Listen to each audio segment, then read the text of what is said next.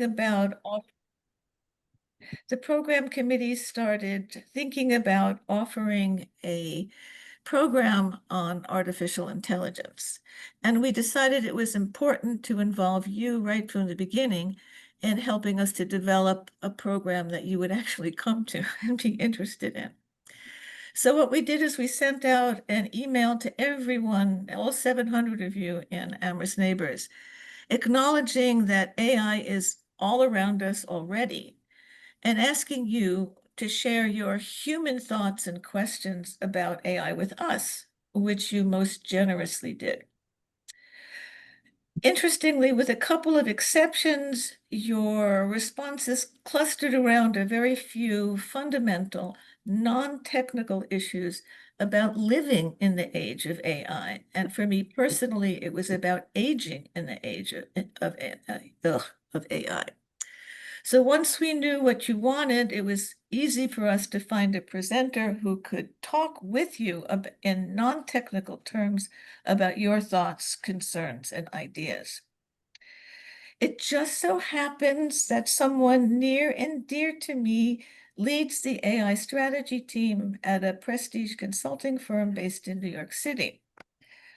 Her team works with large tech companies to bring in the human perspective into the process for developing new AI technology. She describes the work as located at the point where technology, people, and business come together.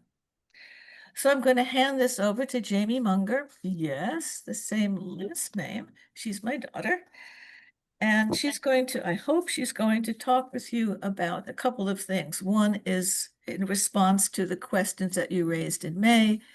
And then just in case some other questions have occurred to you since then, questions, concerns, whatever, hopefully she can respond to those as well.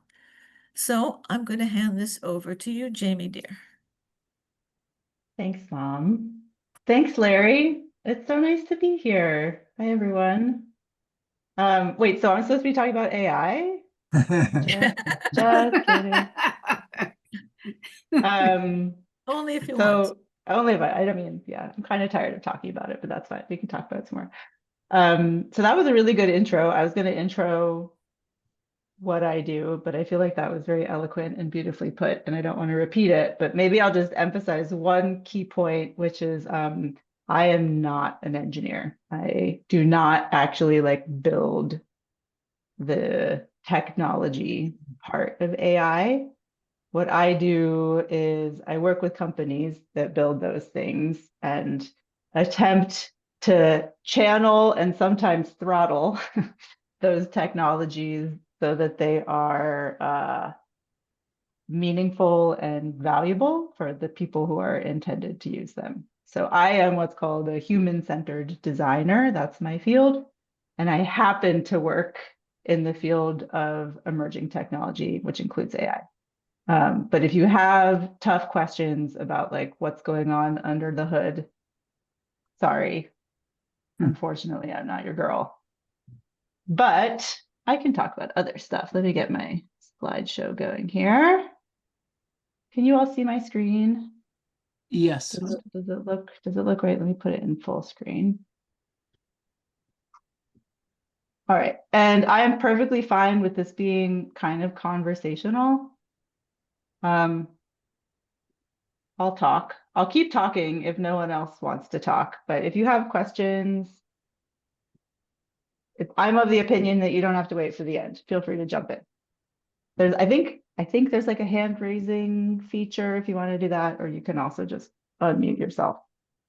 All right, so I put together an AI primer from the questions that my mom shared with me that were sourced from you all. It seemed to me that there was kind of a big emphasis on like no jargon, common sense, practical, like give me an introduction to AI and its relevance for my/your life. Mm-hmm. So given the list of questions that I was provided with, I put together a deck that covers these 5 things, and I'm happy to share the link to the deck with you and you can have it. I apologize that it's very text heavy. Normally I try to make things more visual, but time was not on my side. So this is what I'm going to cover. Just like basically, what is it? Like some basic defining of terms of what is AI, otherwise known as artificial intelligence. Sort of practical uses, and that includes sort of some cautions about how to use it. What's coming next? I have a little bit of a rare aperture here because I work a lot in what's called innovation in the future and where these technologies are going. So I can foreshadow for you a couple of areas that are emerging, where there's a lot of investment and development in the realm of AI. Ethics and regulations. So what are some sort of ethical principles that people who work in AI try to adhere to, and are there any regulations to hold us accountable to those? And then safety, and the way that I interpreted this is like, for us in the context of our lives, if we want to use AI, if we're curious about it, what are the things that we should know about how to make sure that we're doing that in a safe way? All right, so let's start. What is AI? So it's a kind of a big umbrella term. And I'll get a little bit more into some of the pieces of it in a few seconds, but it essentially refers to a system that can perform tasks that actually like normally need human intelligence. Things like understanding language, translation, pattern recognition, decision making. So AI refers to a computer system that can do these kinds of tasks. And it's kind of defined by the way that it works. So if you compare it to algorithms, which is another big way that computers work, the way that algorithms work are they follow fixed rules. It's all these sort of like if X, then Y statements. I said that I don't know much about like under the hood how technology works, but I know a tiny bit. This is about as much. So these kinds of systems, algorithmic systems, are like deterministic. It has rules that it follows. AI, on the other hand, it sort of learns patterns and make predictions. So it's not deterministic, it's predictive. And how it comes to do that is it's trained. It's trained, you put a ton of data, big, huge data sets, and you allow the AI to sort of learn from it. And it learns patterns and it learns predictions. So basic examples of like what are experiences that you might actually engage in every day that are either algorithms or AI. So if you ever like go online and use a loan calculator to think about, remortgaging your house or something, that's an algorithm. Voting systems use algorithms. If you use Excel, all the formulas in there, those are algorithms. A motion sensor is an algorithm, right? If you see movement, turn on light, that's an XY deterministic system. AI is, and Larry was mentioning this at the top of the call, is in all kinds of things that we use and has been for a long time, even before it kind of became a big buzzword about 3 years ago. So all of the sort of like speech recognition things that you use, like Siri or Alexa, that's AI. Anything that has like a recommendation engine, like Netflix, YouTube, Amazon, those are all using AI. Of course, ChatGPT, that is definitely AI, a specific type of AI called generative AI. Anything that can like recognize your face, like if you use face unlock on your phone, that's AI. Traffic prediction. So these are all examples of AI that you might use every day. And there's some AI related terms, which, if you pay attention to the news or if you the media, you might hear these words coming up a lot. So I thought it might just be helpful to unpack some of them a little bit. So AI is just like a very broad field with a lot of things underneath it. And these are some things that you might be hearing about a lot. So machine learning is a type of AI, which is the type that helps the sort of AI learn from data. So It learns instead of being programmed. Algorithms are programmed. Machine learning learns from data sets. Deep learning is a subset of machine learning, and it kind of describes the training structure. It's sometimes called a neural network, and it's sort of inspired by how brains process data.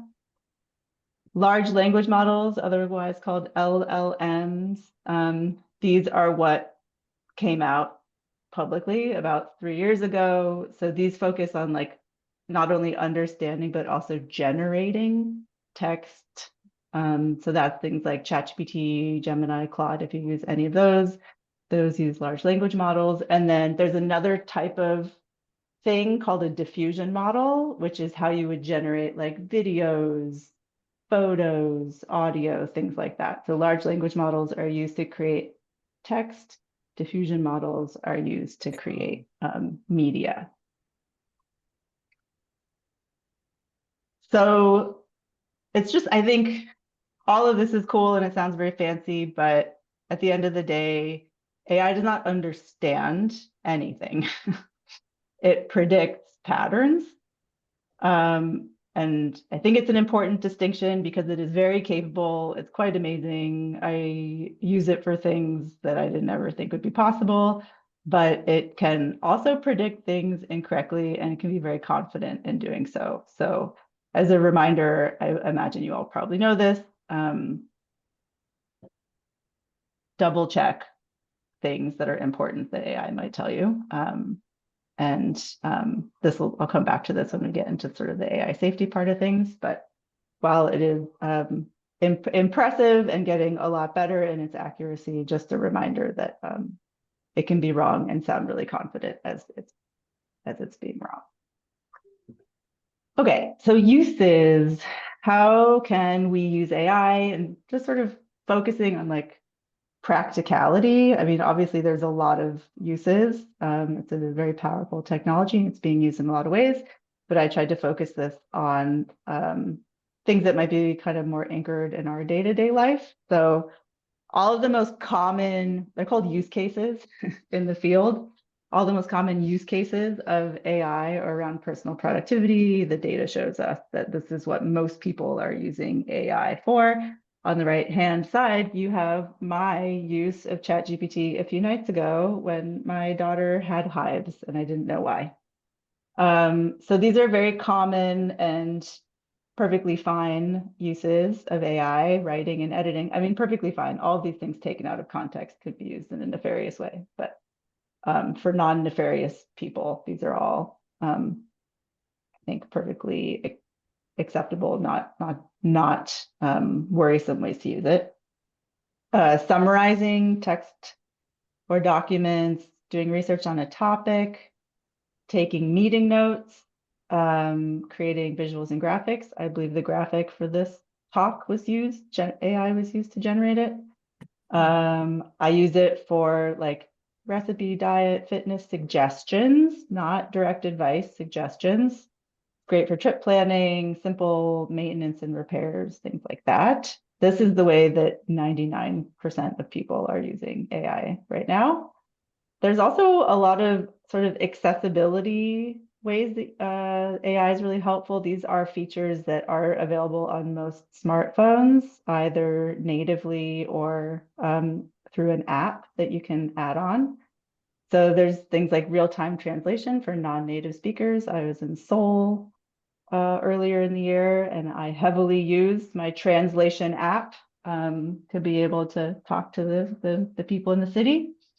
It can do real-time speech to text transcription. So this is really beneficial for people who have hearing impairment. You can use it to sort of listen to what's happening and it'll write for you live a transcription of anything being said, also known as captioning. You can use it to describe surroundings. So this is very cool for people who have low vision. This is what you see on the right-hand side, an app called Be My Eyes AI. People who have low vision can use it to kind of navigate in public spaces and things like that. And then reading support and simplification. So this is for people who need support with comprehension of text. I recently used it to get to read through some like policies that I couldn't understand that were really dense and using a lot of technical terminology. So um, you can use ChatGPT or any of the widely available um, AI apps to help with that. And then health and medicine. So this one, proceed with caution based on what I said earlier. But I think there are some helpful use cases. Some of them probably require involving medical professionals, but for anyone, I think medical question I'm answering per the earlier slide that had my ChatGPT interaction, wondering if a bath that was too hot could cause hives. It's good for that. Summarizing medical notes. If your doctor provides you with detailed notes or test results, it can be helpful for interpreting and summarizing those. There's a lot of AI now that's like built into different kinds of devices, very helpful for fitness or well-being tracking and coaching. These things are getting really a lot more powerful, which is kind of cool, as exemplified on the right-hand side. You can get ECG readings just from your smartwatch. And then sort of general health monitoring. I have one of these little rings that lets me know, if I've built up too big of a sleep deficit or if I'm not getting enough activity during the day, if my stress levels are too high, et cetera. And then there's other kinds of AIs that would involve medical professionals where they involve like looking at your genetics for risk prediction, early disease detection, and there's actually the quality now of AI for reading X-rays and other kinds of scans is pretty high. These aren't things that we would be doing at home, but they're things that you might see introduced into the medical field pretty soon. They're not already there. But there are just some things to be aware of when using AI, like the hallucinations. You probably heard that term. It can generate incorrect information that sounds very correct. I think bias, like this is, excuse me, a little bit more nuanced, and it goes back to how the AI is trained. If it's trained on biased data, the outcomes can be unjust or misrepresentational. A lot of the general purpose AIs are just trained on the internet, and the internet is not actually a reflection of humanity. So a lot of the things that you'll see generated by those tools take with a grain of salt. They don't understand the world as well as they claim to. And bias can be hard to spot. So I think just have, healthy skepticism with some of those outputs. Privacy, there are some tools that keep store and train their models on your data. So, I would be aware to not put in any sort of personally identifying information into a general purpose AI tool. And then this one is nuanced, but sort of over reliance. I know that I feel tempted to use it maybe more than I should and outsource decisions that I probably shouldn't. So it's sort of a reminder to ourselves to retain our ability to use our own human judgment. So in summary, AI is super helpful for ideating, summarizing, exploring topics, but I wouldn't rely on it for anything final relating to medical, financial, or legal decisions. All right, so what's in the cooker? What's coming next?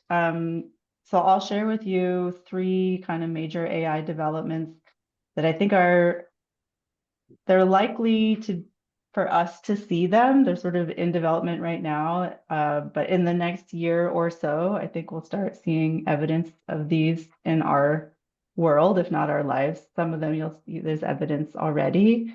And I tried to focus on what feels like it's sort of realistic. There's a lot of stuff that's being developed right now that'll probably never see the light of day. So what's in progress, but actually likely to kind of show up in our lives and also create meaningful change.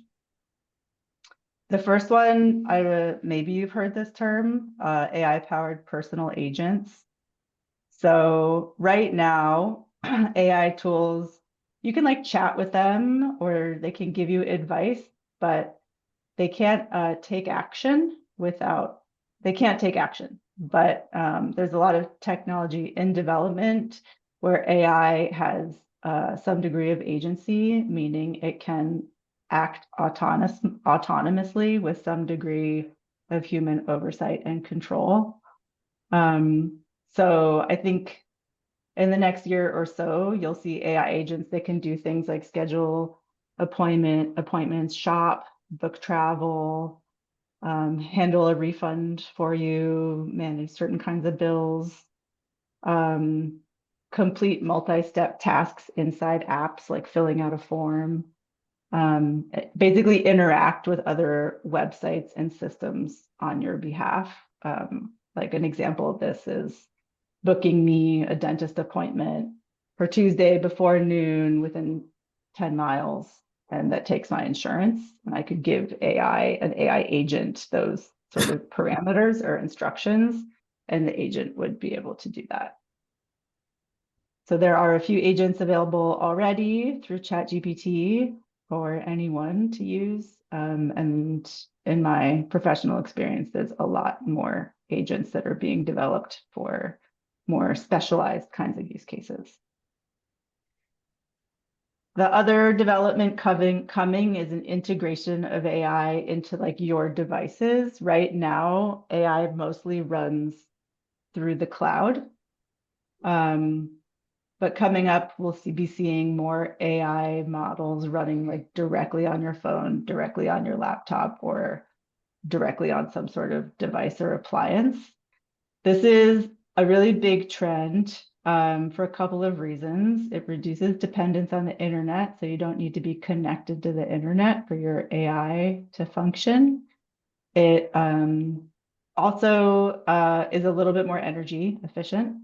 That's not listed here, but that's another reason. And as you probably all know, how we're going to power the amount of AI investment is a really big question mark.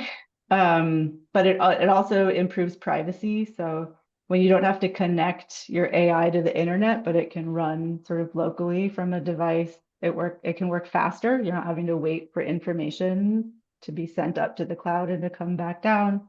It can work even when you're offline. So if you're in a remote area or something like that, and there's more control over sensitive data and it's staying on the device, not moving up into the cloud, which is where a lot of hacks and breaches happen, is when things get put into the cloud.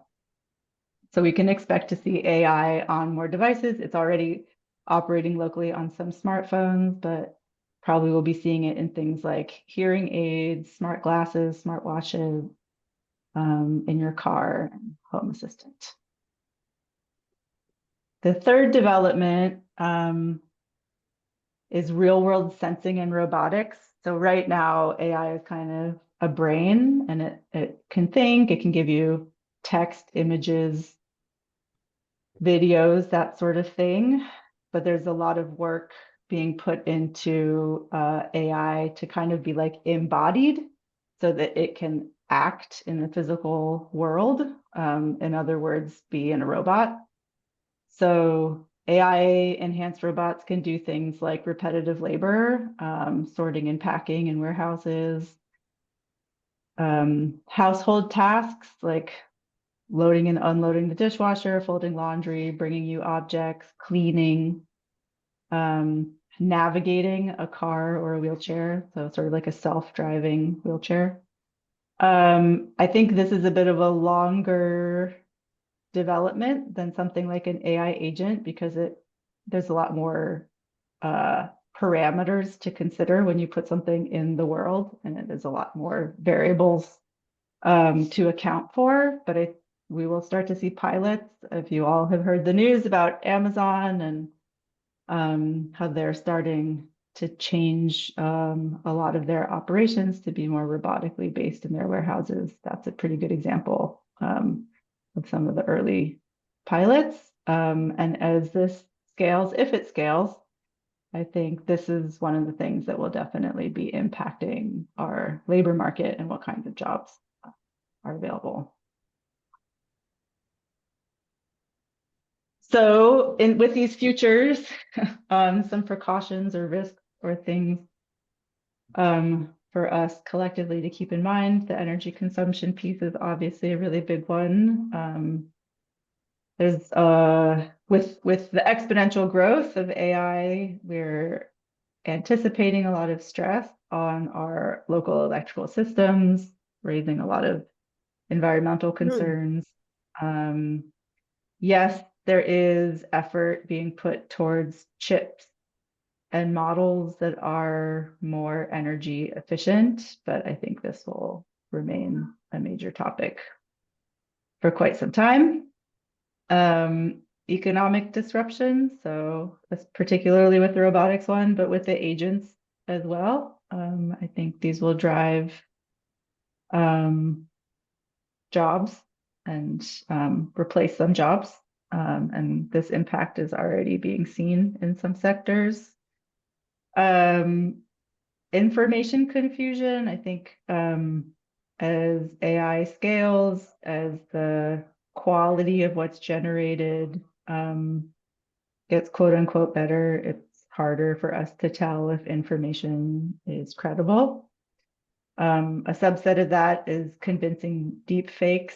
So AI generated voices and videos are have really like leapfrogged in quality and are now almost indistinguishable from real in some cases. And there's a really big balloon in cybercrime using AI. So scams are getting more personalized. It's really hard to tell when something's real or fake. And just as a note, these scammers are often targeting older adults. So if you haven't already educated yourself on the sort of like emerging types of fraud that are AI driven, please do. Okay, that brings us to ethics and regulations. So probably not a surprise to any of you, but there are very few companies that strongly prioritize ethics over market share. And the regulations are lagging behind the technology. So this is not a very optimistic section of the presentation, but it's realistic, and hopefully you appreciate that. So there are people who work in AI who their job is ethics. Those people do exist. I work with them. It is a field, and there are some common principles that they tend to abide by. There's a safety principle that systems should not cause harm. There's a fairness principle that discrimination and taking advantage should be avoided. There's a transparency principle, meaning that we should know that AI is involved if it's involved. There's a privacy principle, meaning we should have control over our personal information. And there's an accountability principle, meaning that some entity is responsible for outcomes. So how do AI companies try to abide by these? These, by the way, are internal principles. These are not, in many cases, like externally regulated from a government entity. These are internal principles, policies that companies choose to enact. So in practice, this is how companies try to do that. So in terms of safety, there is a lot of AI model testing before they're released. There are filters that are added into AI that prevent certain sorts of things like violence or self-harm, certain types of sexualized content as well. And then there's this thing called red teaming. It's actually a team, and their job is to basically constantly monitor the AI after it's released to try to catch unexpected behavior. So they're constantly trying to do what's called jailbreak the AI to see if, although it's not supposed to generate something violent or dangerous, can we still make it do it? So an example of this is that ChatGPT doesn't give instructions for dangerous chemicals because of the safety filters that were built into it. In terms of fairness, what companies try to do, don't always succeed, is train on data that is diverse and balanced to try to prevent bias. This is very hard to do because a lot of the data in the world is biased. Um, again, the sort of like constantly checking to see if there are gender, racial, or cultural biases um, in the outputs that the AI generates, and then adjusting the system when they find them. This is called tuning. Um, So an example of this is that an AI that is just for job applications will be tuned so that it won't favor one gender over another because the developers are testing the system for that bias. Transparency. So this is about us knowing when we're using AI. So there are disclaimers. They're kind of small. Are they effective? I don't know. But there are disclaimers that tell users when they're interacting with AI. Um, if you look at the sort of policies and governance, um, it should be explaining how decisions are made in simple language. And then if you really go digging into like OpenAI's website, for example, you can find these things called model cards. It's basically descriptions so that people can like understand how AI works and its limits. So if you've been using AI lately, you probably see that label that says, this text was generated by AI, or this is made by AI, check it, AI can make mistakes, those sorts of disclaimers. So these are meant to offer transparency to us so that we know that what we're working with was not generated by a person. Privacy, this one is tricky. A lot of companies are actually like legally not allowed to store sensitive user data without consent. So you can go into your account settings and see what you've consented to. I think there are ways for them to know things about us through triangulation. So it doesn't always require storing data for them to know things about us. But yeah, legally, they're not allowed to store our sensitive data without our consent. They give us some forms of control over our data, like some platforms do allow us to delete or opt out of the use of our data in training their models. And, I think there's an effort to keep data secure and anonymous, but we all know the number of data breaches that have happened in years of late. So although there's effort there, I don't know that this one is particularly effective. But if you opt out, tools like ChatGPT, most of the general use tools will give you the option to remove your data so that they won't train your models on them. And then accountability. So for this, let's see, there are disclaimers for high risk use cases, the financial, medical, and legal ones. And then there are laws that the companies have to keep kind of like audit logs. So so that certain kinds of situations can be investigated, they have to keep these audit logs for a certain period of time. So if there is a lawsuit or something like that, that there is a, a record or a history of what happened that can be investigated. So an example here, AI gives wrong medical advice. The company provides disclaimers and support in theory, so users know it's not a doctor. So this is more of a disclaimer type. This is not an audit log type, but the audit logs are there.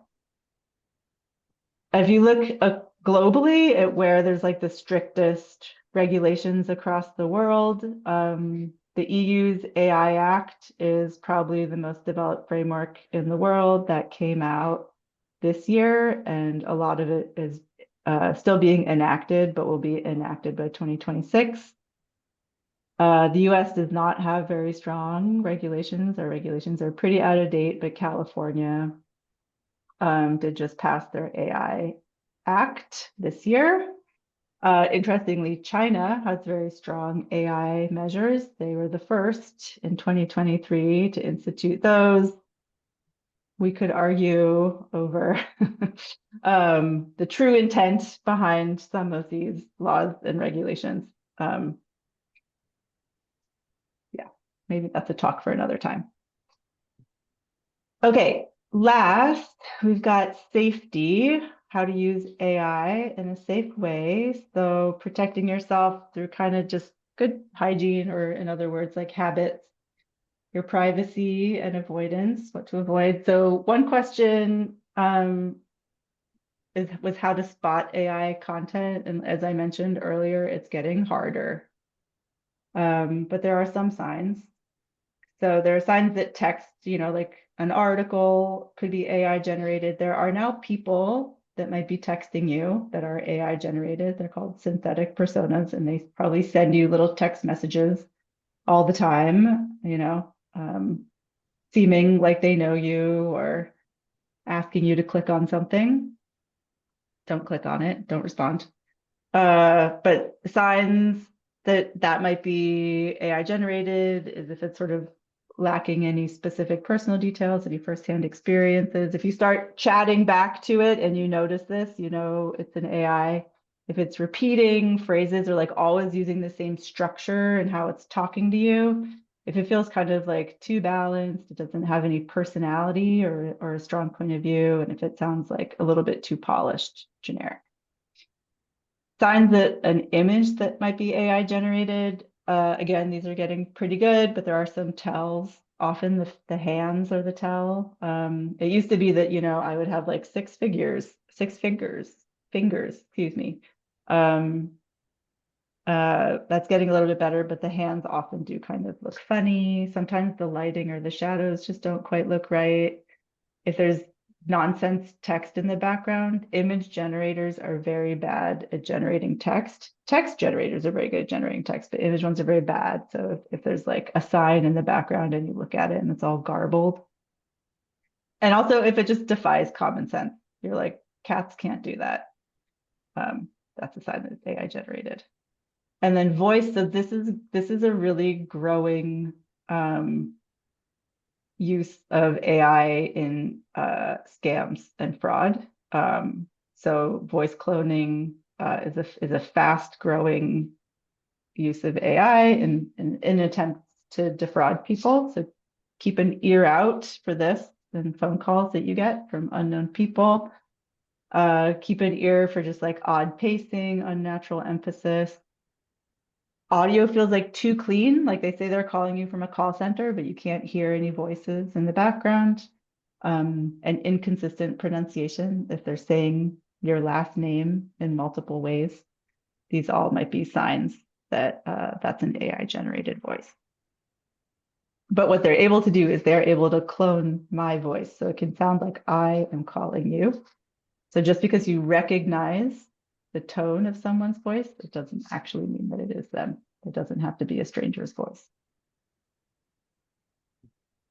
So in terms of good habits, it's just a good habit not to share any personal details with these tools, nothing medical, nothing financial. I think treat responses like you would Wikipedia. Like we all know Wikipedia can be wrong, it can be opinion. So verify anything important. And I've talked about this one already. Beware of scams using AI voices impersonating your family members. In terms of privacy, maybe choose the tools that have stronger privacy policies. If they've made a stronger internal commitment to it, you'll know that because you'll have more options in your account settings. You can adjust your browser settings to limit any kind of tracking through online scrapers and just stay logged out of websites that you don't need, so they can't keep gathering data from you. How to block AI. What is this? I don't remember writing this. Okay. Oh, I see. This was about how to block AI. Like if you're using Facebook or something like that, it is pretty hard to block all AI. Things you can do is turn off AI features. Some browsers give you that option. You can use browsers that block trackers like Brave and Firefox. You can use content blockers, and you can like decline the train on my data options when it's available. Oh, that's the end. All right, I can answer questions. Thank you. All right. Uh, so we're opening this up now for folks to jump in, and you can either use your hand or you can wave at us so we can see you if you don't know how to find the yellow hand, or you can use the chat as well. Does anybody want to kick it off? I don't mind. Go for it, Freddie. I'm curious, Jamie, about the Internet of Things and whether my devices are talking to each other behind my back, and whether when I talk in front of my TV, if it's collecting data and sending it somewhere. So how has AI influenced, for good or for nefarious reasons, the Internet of Things? I guess like okay. Every device will have different um capabilities. It's called ambient sensing. For ambient sensing, I don't think there's any one general rule. It's pretty device specific for what it's able to collect ambiently, in addition to what control it offers you as a user of that device and turning off some of the ambient sensing capabilities. Um, Second half of your question was how has AI influenced the abilities for those devices to do such things? Yeah, because it has two parts. One is are my devices spying on me and transmitting data to some large learning model without my knowledge? I have read something that you have to turn something off that's buried deep inside the privacy part of this settings that says no, you don't want them to do that. That was one part of it. Yeah, and the other is there, you have Alexa that talks to various different things. Is there any thought about sort of the smart home of having the Internet of Things work together? I don't, maybe that. Yes, I mean, there's definitely information sharing happening between devices. Like that's what Bluetooth is, right? Like you're giving permission for two devices to talk to one another. I feel it's hard to answer the surveillance question because that has more to do with intent than capability. Um, I'm not close enough to the people in charge to know their intent. Okay. Now, But if you're noticing that your devices are sharing information with one another, then you are not crazy. They absolutely are. okay, thanks. Most of us have begun experiencing our television talking, and then something like Alexa responding to something that the television said that you didn't even ask. Oh So, my gosh, they're just having conversations so without you. clearly there's something going on around us in our own homes. I'm curious about hearing aids and glasses. That's a practical thing that many of our members use. You made reference to artificial intelligence sort of on the horizon, moving in that direction. Can you give a kind of a practical example of what that looks like? Not yet. Yeah. Smart Oh, glasses have sure. come onto the market. I don't know if you've heard about that, but there's some smart glasses that have been released that have some AI in them. So you can do things like ask for directions to your glasses, and they can provide you with either auditory directions. Some of them have like small displays on the inside that could give you like small indications of things like turn right, turn left, go straight. Um, a lot of the AI capabilities that are in development have to do with like personalization. So in hearing aids, for example, it might be sort of like understanding that you are in a loud place and automatically adjusting the settings of the hearing aid to be attuned to the environment that you're in, or understanding that there's certain times of day when you don't wear them or like to wear them. And so putting them in like a lower power mode in those times. Cool. Thank you. Some of you that we can't see, we wouldn't know if you're trying to talk to us. Others, what are you curious about? What do you want Jamie to respond to that's on your mind? Amherst Neighbors is for people who want to age in place. And you mentioned, that kind of assistance. And so as we're planning, what kinds of things, are they thinking about in terms of that? For aging in place? Mhm. Great question.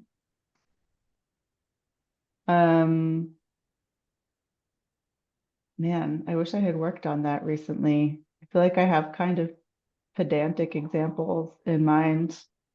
But I know with like voice assistants, which is like an Alexa or they're also sometimes called like smart speakers. They're working on them being like able to understand when there's an emergency, a health emergency or like a climate emergency, and being able to sort of like modulate according to the situation. So, for example, if you want your assistant to call a certain person when a certain type of emergency arises, it can do that.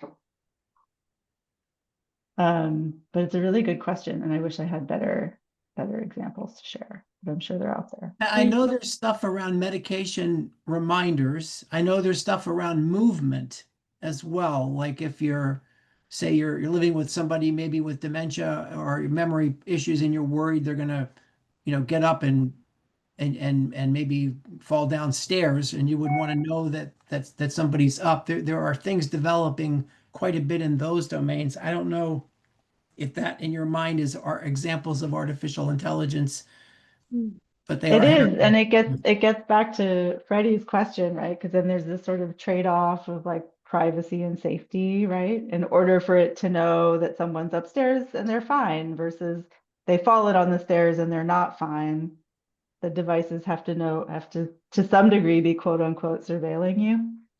They have to have data to know those things, and that data would come from some sort of like ambient sensing. So yeah, yes, definitely those sorts of use cases are being considered for You me in talk- my work because I'm always thinking about people and what's meaningful to them. I feel aware of the trade-off with privacy in order to make those sorts of use cases work. and you Sorry, talk- someone was jumping in. Yeah, Oh, Michael has a question. you're muted, Michael. Thank you for this. This is very helpful. It's also very scary. I agree. And I mean, I can think of how this could be used in so many bad ways, which is the scary part. I like having that key. Oh, there's no fan on it. Turn the fan. I forgot to Uh, tell you. That's not me. That's okay. They've muted. Sue has been muted. Go ahead. Okay. So, but I'm wondering, are there any good websites that can further our education in AI? That's a good question. Can I send them to you Oh, sure. after? That'd be great. Okay. I don't think I can rattle them off the top of my head, but I'll find Yeah, a few and that'd share be them. great. Also, if we can get download your slides, that would be great. Yes, Super good. absolutely. That's fine. Um, is there any comments you want to make about the future? You mean like driverless cars? I mean, are we going in a good direction? Is this going to be overwhelming and create complete chaos to our society? I mean, how do we prepare for this? Other than what I put in my presentation. I mean, yeah, I'm not. tough question to answer. Yeah, I Sort of understand. don't, yeah, I don't love doing like crystal ball projections, but I think that there are very real risks involved. And there's like protecting ourselves individually, which I think we're actually able to do. You guys could just like not use any of the stuff if you don't want to, you know. I have to use it because the workplace has changed to the degree that it's an expectation. But you all could opt out, I'm guessing. I guess I don't know your specific circumstances, but you could probably opt out. Society is a different question. And are we prepared for the different kinds of changes that AI will bring to bear? Probably not. No. Chad has his hand up, Jamie. Yeah, Chad, go for it. Oops, disappeared. Chad, we can't see you, but I think you're unmuted if you want to ask your question. And we'll interpret that as a no. Sue, earlier, I feel like you were trying to ask a question, or if not, we'll go to Kathleen, who does have a hand up. But you have to unmute, Kathleen. Yeah, so my question, I'm sorry I came in late. My question has to do with the recording and where will we find the recording? I'd like to see the beginning of this session. Yeah, all recordings are on the Amherst Neighbors website. So if you Okay. go to amherstneighbors.org, you will find your way through programs and into recordings. And if you ever have a question about that, our amazing office manager, Carolina, is always available to field a call to get you where you're trying to get to on the main number. All righty. Thank you. Mhm. This has been such a pleasure. There's probably, oh yeah, one more question maybe. Carolina, go for it. Yeah. No, so I mean, I don't know if it's a question, but um I so I also wanted to bring up that in a way I feel that being scared is a privilege in a sense, because AI can also, of course, there's a lot of warnings and it can hallucinate, it could do all these things that are that produce information that is not accurate, but I feel it also opens the door for people to get help, people that cannot hire or pay for tutors or consultants, or cannot pay $200 to talk to a lawyer, just to ask a question. So I think there should also be a way to balance the warnings without gatekeeping AI to the point that deepens inequality for people that that may actually find it helpful because they cannot pay or they don't have the money to pay for all the advice that AI can give them. I Yeah, I don't know think if that that's a makes really any good point. It has democratized a lot of things. I think so much of it just comes down to intent, you know. There's people with poor intent who will use it in poor ways, and people with very good intentions who will, yeah, use it to teach themselves molecular gastronomy. So So I think Carolina's point is really important, like on simple things like celebrating a friend or a loved one's birthday. It's their 60th, it's their 70th, it's their 80th, and you want to do something creative. You could go to Chat GPT and say they love gardening, they love walks in the woods, they love this, they love that, and just some characteristics. And the next thing you have is a draft of a song or a letter or something you want to read at a party that you can then massage and make it exactly what you want. I mean, it can serve to be helpful in simple ways. I feel like Michael's question is kind of underneath a lot of our concern, which is, you use the term deep fake. Like when we're on the internet and we're looking at something, how do we know it's real versus just somebody created it? that kind of bad intent. So I see the yin and the yang in this conversation, but it's clearly here for the long run, right? It's not going away. I don't think it's going away. Just, Yeah. I I wanted to, actually do have to, sorry. okay, just I have to wanted drop off, but yeah, you're welcome. can Thank you I, so much, thank Jamie. you so much for having me. It was such a pleasure. Thank you for the wonderful questions at the end as well. Really thought-provoking. Okay, Thank Right. you. so, Thank you, Jamie, for taking the time. I know you're working and you need to get back to other parts of your job. And we, this will be recorded and it will be for others who want to see it. So, and Freddie, you can go ahead and make your comment as Jamie needs to drop off. That's okay, fine. say Thank you, goodbye. Jamie. Yeah, you take care. I think maybe I know what Chad was wanting to talk about, but I might be wrong because he was very interested in having a hands-on workshop where we would go in and be able to learn how to use some of these AI tools. I wanted to bring to your attention that Greenfield Community College already has such a workshop for older people under their Cyber Seniors program. I tried to sign up for it. It was full, but they may offer it again. And hopefully Chad will send out a reminder because he's been somehow consulting with them on this to let us know when the next time it opens up. That's all I wanted to say. Yeah. Go ahead, Carly. I notice on my computer, every time I open it up, there's an AI companion. Yes, it just Now, started. what are you saying, Susan? It just started to come up in the past Yeah. week or so. Yes, and I noticed it, Yeah. and I didn't ask for it. Does anyone, first of all, know what that means? I've noticed it as well.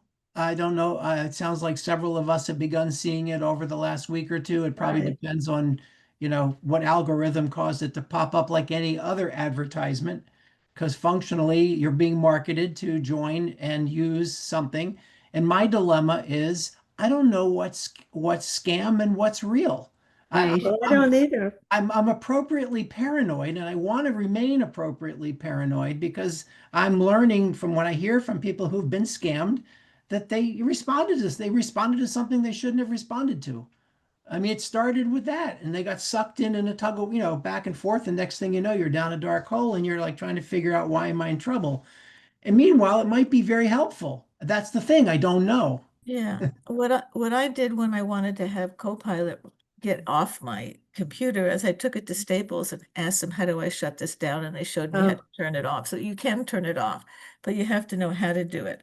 Well, And that's what I'm asking. wait, if you go to, I don't know about that one, but if you go to Staples and go to the computer tech part of it and just ask the nice people behind the counter, how do you turn this off? They will probably show you how to do it. Or do Okay, it. I'm going to ask Steve Eagle, who's on this call, if you'd be so bold. We can't see you, but I know you're hearing us. Who's an amazing IT support person, a volunteer with Amherst Neighbors and the Amherst Senior Center and the like. Steve, can you comment on Carly's question? Like, is it a good idea to go ahead and be, friends with the AI entity that popped up on your computer? Or not? Or what would you comment about that? And I hope you're hearing me. That may be a negative. Steve, are you there or no? Yeah, can you hear me, Benny? Yeah, we can hear you now. Yeah. Although you just muted, so unmute, please. Unmute. So now do you hear me now? Yes. Okay. First of all, I want to just comment that the different web browsers that one uses, like Edge or Chrome, I mean, they kind of built, AI is built into them now. So you'll see up near the top, your AI stuff. But what was your question now? It was like Carly was referencing one of the, whether it's ChatGPT or one of the AI entities is now just popping up when you turn your computer on. And the question is, when things like this happen, how does one distinguish? Is this a good thing for me to do, or is this me beginning to be scammed? No, well, it's probably not a scam. And it's probably, like I find when I open up a web browser, when I open up Chrome or I open up Edge, or I guess if you're using a Mac, then you've got Safari. But when you open them up, usually there's AI built into these web browsers now, and there's going to be more and more as we go forward in time, I'm sure. Yeah. If you want to turn it off, you go to settings and in your web browser, I would think. But I mean, if you want information, AI is just a tool to help understand what it is you're asking, and can make it, communicate it better than the old simple search engines. So, I mean, the web browser that you're using, I think, is what you're talking about, where it's built in. Although I guess you could probably turn it off. I just think it's such a positive, constructive tool that turning it off is kind of like, well, sort of like, well, why do you want a computer in the first place if you're going to be turning off the tools that it provides? Yeah, it's like defeating the purpose. I think a lot of us get caught up in, there's information to find out, and you're pointing out that AI is just another tool that works faster and deeper and gives you a ton of information in a heartbeat's time. And then how do you balance that with scam, which is a whole different conversation and topic that a lot of older adults do worry about. One thing about scamming is the minute anybody asks for money, then that's a super red flag. I Yes. mean, that's that Yeah. if there's anything to deal with money, just avoid it. Yeah. Certainly, obviously, you don't want to ever give out personal information like your social security number, or never give that out, or your address or phone number, But if you just want information about something, or you want to learn something, or you want to help with writing something like a birthday wish, you want to make it more than just say happy birthday, you want to say something more creative. It could be, a tool to help you to write a birthday wish or something. So it's a wonderful tool, I think. Yeah. Like, I just wanted to know, what is it, AI companion? And it's popping up on our computers. Well, when you go to search, I mean, usually, I'm guessing that do you do something to cause it to pop up? Like I if you're might have, I don't know what I did. No, I'm experiencing what Carly is. So the answer is Other no. people, It's yeah, just popping up as you turn it on, right. I saying didn't it's here to help you if you need it, type of thing. Yeah, it's for Microsoft. These must be Microsoft computers. Yeah. No, Yeah. Max, Apple. Is Apple's different. Apple? I have an Apple and I'm getting it. that sort of So This reminds is me. new coming up, and I was just wondering if people knew what it was. And yeah, I don't know if you remember, about 20 years ago, Microsoft used to have this like little paperclip, Yeah, animated Clippy. paperclip. It would come up and it would say, "How can I help you?" And it was like, I suppose, and it was really kind of pretty annoying. That silly little paperclip, for those of you who remember it. But it was, yeah. I mean, yeah? There's probably a way to turn things like that off. Yeah, either in settings or under notifications or something like that. yeah.